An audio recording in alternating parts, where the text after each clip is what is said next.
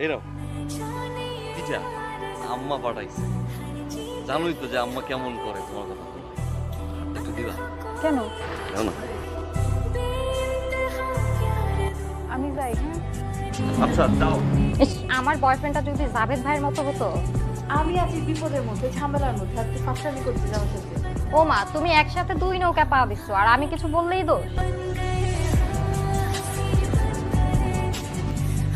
আপনি এখানে এসে কি করতেছেন? তোরাই ধরছো কেন? তুমি তুমি তুমি পাল্টাই গেছো। শুনো, আমার না এখন পড়তে বসতে হবে, অনেক পড়া আছে। এই শুনো, নুরির সাথে আপনার সম্পর্কটা কি? আরে মেয়ে আমার প্রেমিকা। এটা কি বললেন? নুরির সাথে আমার সম্পর্ক ভাই তো ছোটবেলা থেকে, বুঝছেন ভাই? আপনি কি পাগল হয়েছেন?